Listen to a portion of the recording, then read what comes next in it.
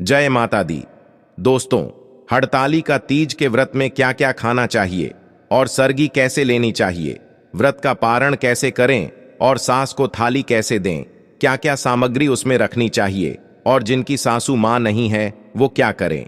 साथ ही साथ हड़ताली का तीज पर एक चीज जरूर खा लेनी चाहिए और गलती से भी 3 महिलाएं हड़ताली का तीज का व्रत कभी ना रखें, पति हो जाता है बर्बाद। भगवान शिव और मां गौरी आपकी झोली खुशियों से भर देंगे, हो जाओगे धनी सच्चे दिल से। कमेंट बॉक्स में लिखे ओम नम शिवाय, जय माता पार्वती। माता पार्वती के लिए एक लाइक तो बनता है दोस्तों। हड़तालिका तीज शुभ मुहूर्त भाद्रपद की शुक्ल पक्ष की तृतीया तिथि 5 सितंबर 2024 को दोपहर 12:21 पर शुरू हो रही है। तिथि का समापन 6 सितंबर को दोपहर 3:01 पर होगा। उदया तिथि के अनुसार शुक्रवार 6 सितंबर के दिन हड़ताली का तीज का व्रत किया जाएगा। इस दौरान पूजा का मुहूर्त प्रातःकाल 6:02 से सुबह 8:33 तक रहेगा। दोस्तों, हड़तालिका तीज पर पहले सरगी ली जाती है। आइए जानते हैं सरगी कैसे लें। हड़ताली का तीज व्रत शुरू होने से पहले सूर्य उदय से पहले या मध्य रात्रि में महिलाएं सरगी करती हैं। सरगी में नमक युक्त भोजन नहीं करना चाहिए।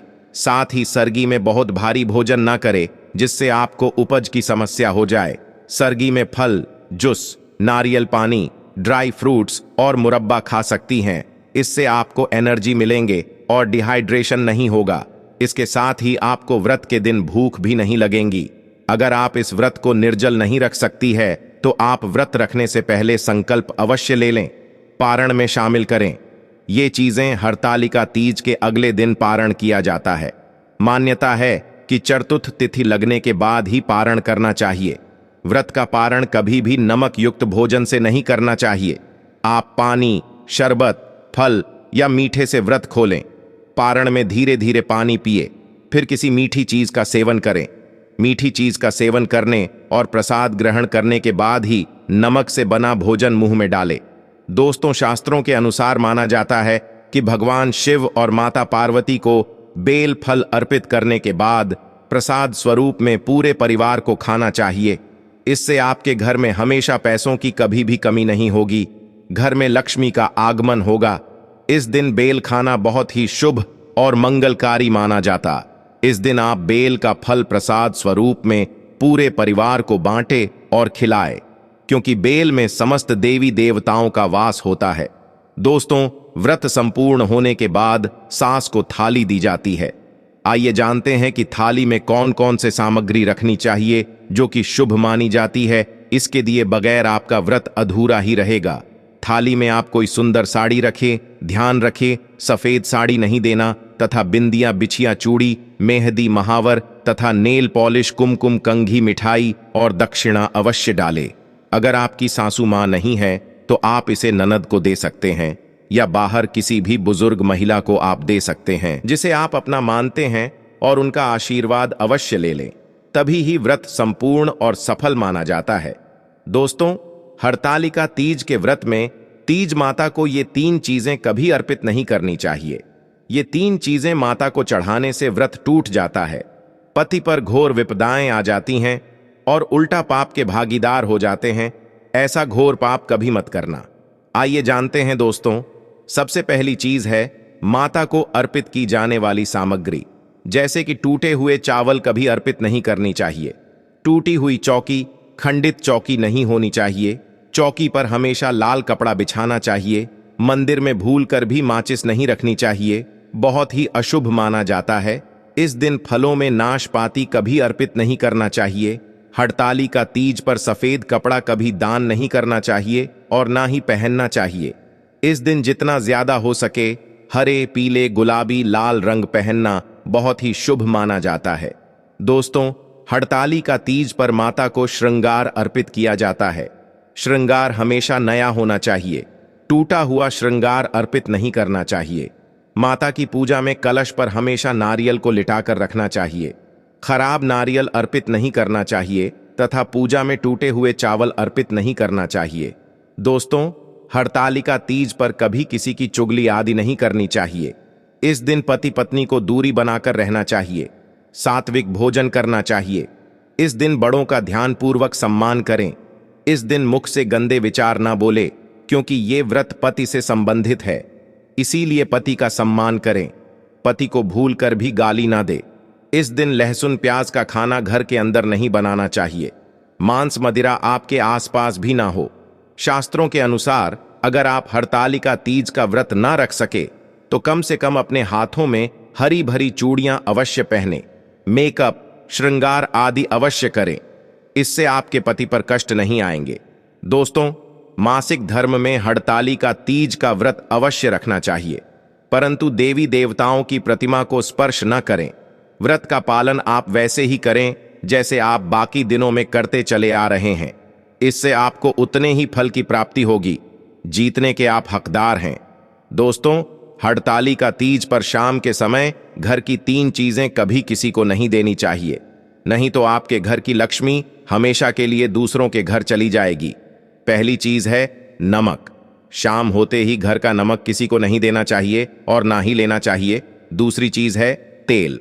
शाम होते ही घर का तेल किसी को नहीं देना चाहिए। दोस्तों, तीसरी चीज है दूध। हरतालिका तीज पर शाम के समय घर का दूध कभी किसी को नहीं देना चाहिए, नहीं तो आपके घर में से सुख समृद्धि सब चली जाएगी। दोस्तों, हरतालिका तीज का व्रत 3 शादीशुदा महिलाओं को गलती से भी नहीं रखनी चाहिए। बहुत बड़ा अपशगुन माना जाता है। ऐसी महिलाओं का व्रत कभी सफल नहीं होता, महापाप माना जाता है। माता पार्वती हो जाती है, क्रोधित लगता है श्राप। आप ऐसी गलती कभी ना करें। दोस्तों, नंबर 1, चरित्रहीन महिला, मन में गंदे विचार। एक चरित्रहीन महिला की आराधना से हमेशा दूर रहते हैं। भगवान ऐसी महिला की पूजा कभी स्वीकार नहीं होती। अगर हम शास्त्रों की माने तो अगर आपके मन में गलत विचार आते हैं और आप दूसरों के प्रति गलत भावना अपने मन में रखते हैं तो आप भगवान की पूजा कभी नहीं कर सकते। ऐसी शादीशुदा महिलाओं से हमेशा क्रोधित रहती है। मां पार्वती, मां इनकी पूजा कभी स्वीकार नहीं करती।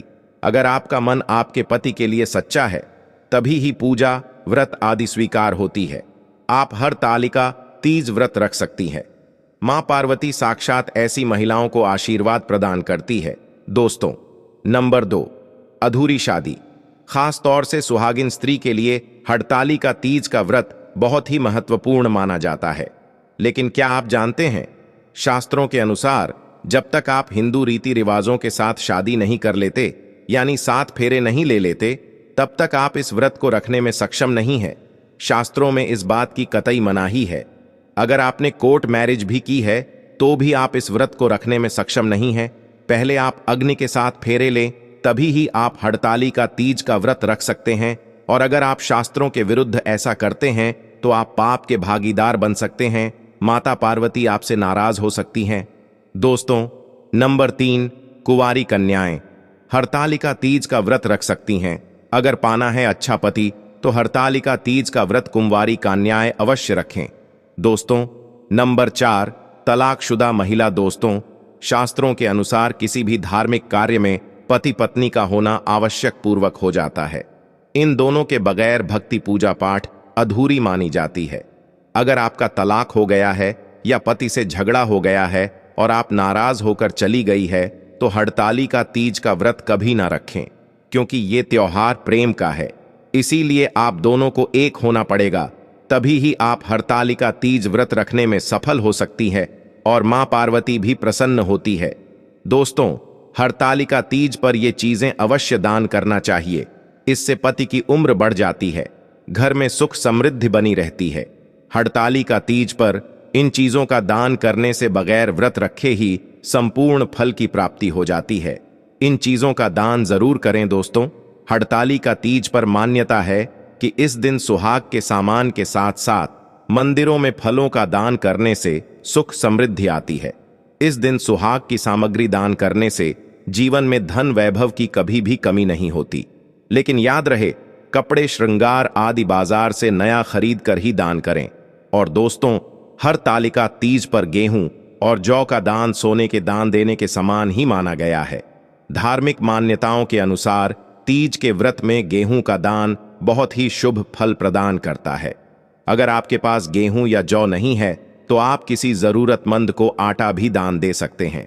दोस्तों, हरतालिका तीज पर किसी ब्राह्मण, महिला या गरीब को वस्त्र दान जरूर करने चाहिए। मान्यता है कि महादेव और देवी पार्वती बहुत प्रसन्न होती हैं और अखंड सौभाग्यवती का वरदान मिलता है। दोस्तों, शास्त्रों के अनुसार हरतालिका तीज पर चावल का दान बहुत ही शुभ माना गया है।